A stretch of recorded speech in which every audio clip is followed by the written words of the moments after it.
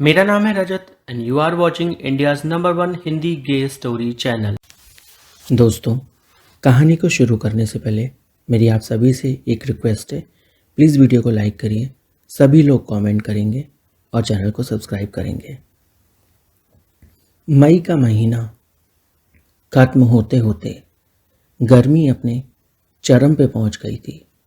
भोपाल की गर्मी 48 का पारा झुलसा देने वाली हवा चालू हो गई थी। मैं अपने इंजीनियरिंग के लास्ट ईयर में था। छुट्टी लग गई थी। मुझे दिन भर अब कोई काम नहीं था, बस पूरे टाइम फ़ोन चलाना, गेम खेलना, फेसबुक, सोना और खाना।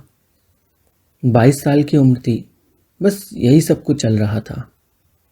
मेरे घर के सामने एक घर था जो ना जाने कब से खाली पड़ा था। उसके जो मकान मालिक थे वो देहरादून में रहते थे।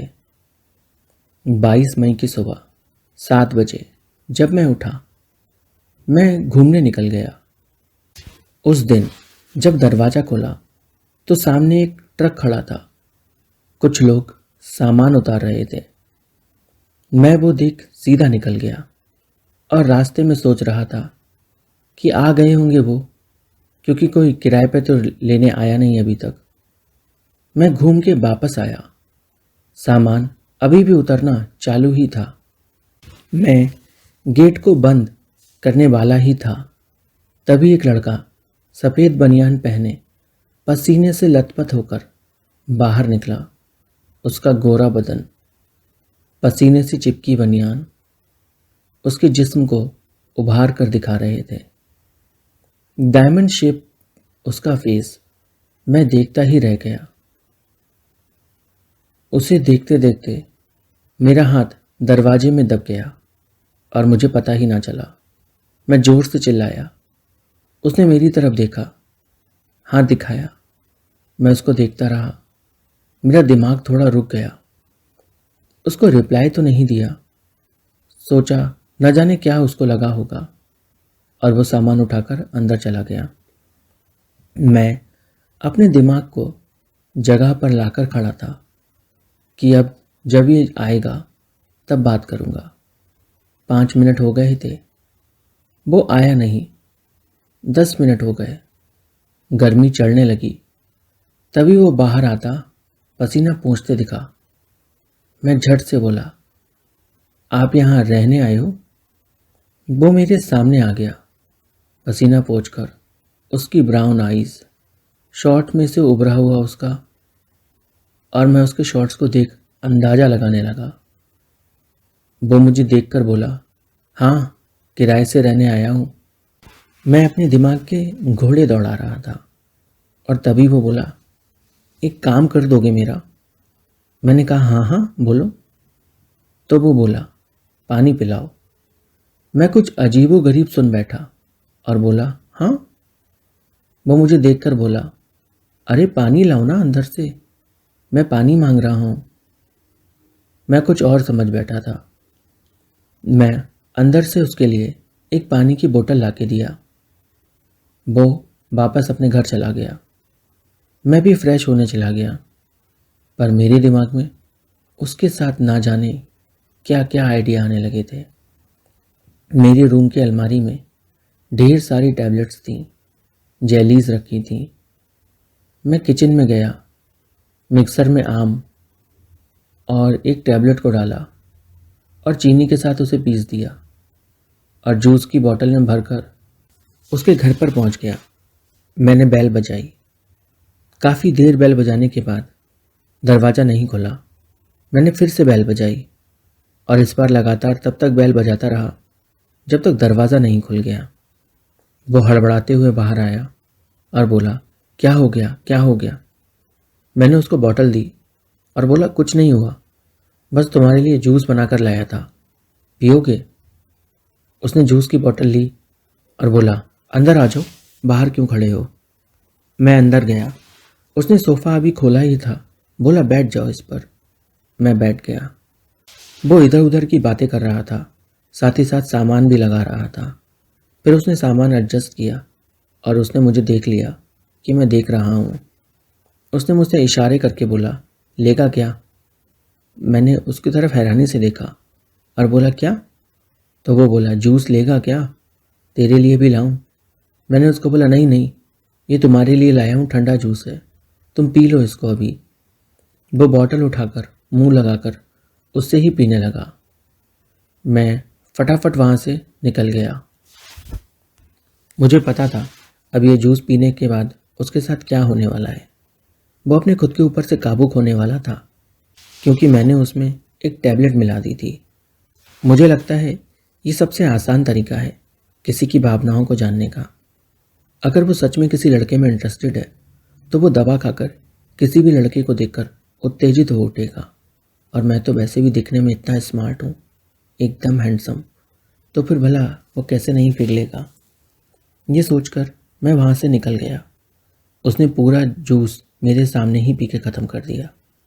मैं इंतज़ार में था कि वो मुझे घर में घूमता दिखेगा, पर थोड़ी ही देर बाद मुझे आवाज़ें सुनाई दी। ऐसा लगा जैसे कोई उल्टी कर रहा है। मैं भागकर उसके घर पर पहुंचा। देखा तो उसे उल्टी हो रही थी। उसका शरीर कांप रहा था, पूरा पसीने से लथपथ था वो। मुझे अपनी गलती पर बहुत पछतावा हुआ कि हर कोई वो गोली डाइजेस्ट नहीं कर सकता और मुझे ऐसा नहीं करना चाहिए था।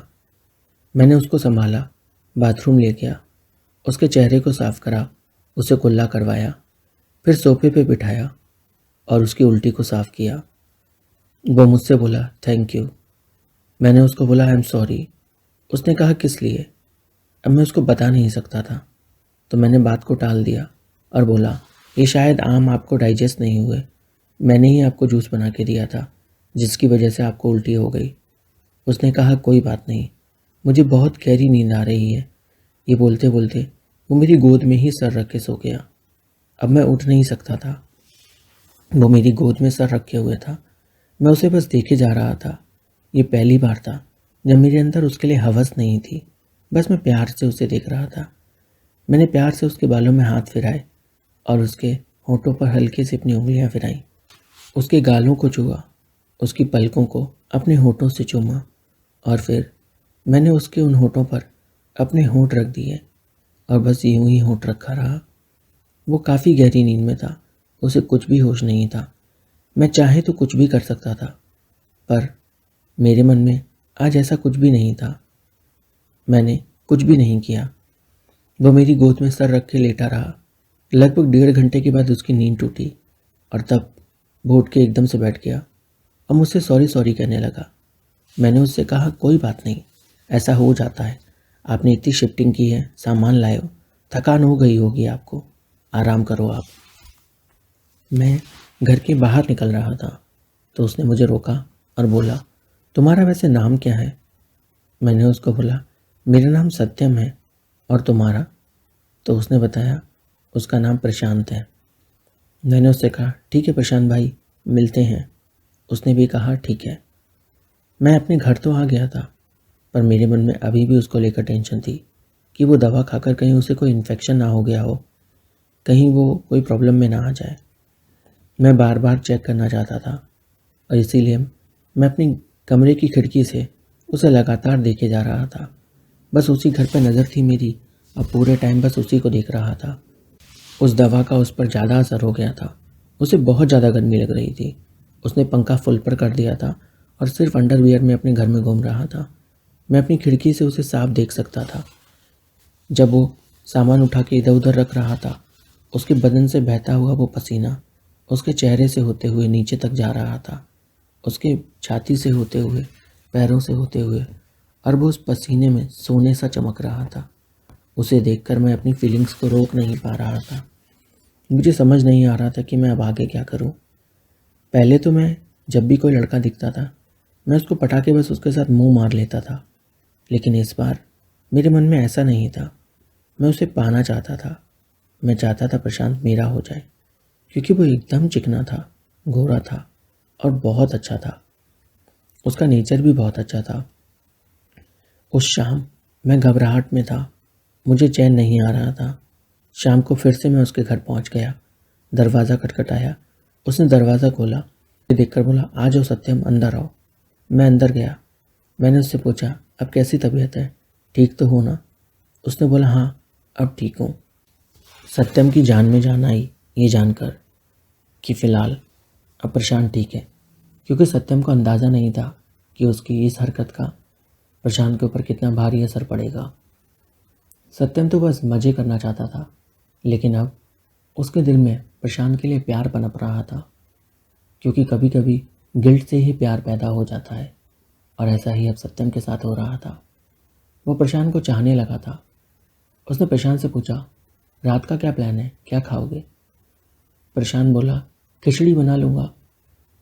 सत्यम ने कहा, एक काम करते हैं, तुम मेरे साथ मेरे घर पर चलो, मम्मी ने अच्छा खाना बनाया है, वो खाना, तुम्हें भी घर का खाना मिलेगा, तुम्हें भी अच्छा लगेगा। प्रशांत बोला, घर का खाना वो तो बहुत अच्छा होता है, पर एक बात बताऊं तुम्हें? सत्यम ने कहा, हाँ बताओ। प्रशांत ने कहा, ये पहली बार होगा जब किसी ने मुझे अपने घर पर खाने के लिए बुलाया। सत्यम ने हैरान होकर पूछा, ऐसा क्यों? अच्छा वैसे तुम्हारे मम्मी पापा क्यों नहीं आए? प्रशांत बोला, मेरा कोई नहीं है, मैं अनाथ हूँ। मैं बचपन से ही बस अनाथ आश्रम में बड़ा हुआ। 18 के होने पर वहाँ से निकाल दिया गया। उसके बाद से खुद को संभाल रहा हूँ, जैसे हो सके वैसे बस जीवन जीने की कोशिश कर रहा हूँ। ये जानकर सत्यम को बड़ा दुख हुआ कि उसके मन में कितने बुरे ख्याल थे। वो न जाने क्या क्या करना चाहता था, और अब उसके दिल में है तो सिर्फ रेस्पेक्ट। और वो बहुत खुश था कि उसकी ज़िंदगी में प्रशांत जैसा कोई आया, पर वो ये नहीं जानता था कि प्रशांत गे है या नहीं। उसे डर था कि कहीं प्रशांत अगर गे नहीं निकला तो उसकी फीलिंग्स का क्या होगा। पर फिर भी उसने प्रशांत से कहा, तुम चलो, ये सब बातें छोड़ो, मेरे साथ चलो, मेरे घर पर चलो, मम्मी पापा बहुत खुश होंगे तुमसे मिलकर, उनको तो अच्छा लगता है जब लोग घर पर आते हैं। प्रशांत ने एक स्माइल पास की, और फिर हिम्मत करके सत्यम ने अपना हाथ आगे बढ़ाया और प्रशांत का हाथ थामा और बोला, चलो मेरे साथ। प्रशांत की आंखों में आंसू थे। सत्यम ने पूछा, क्या हो गया? प्रशांत ने कहा, तुम नहीं समझोगे। और सत्यम प्रशांत का हाथ थामे हुए उसे अपने घर के अंदर ले गया। कहानी में आगे क्या हुआ जानने के लिए चैनल को सब्सक्राइब करें, वीडियो को लाइक करें, कमेंट करें और शेयर करना ना भूलें।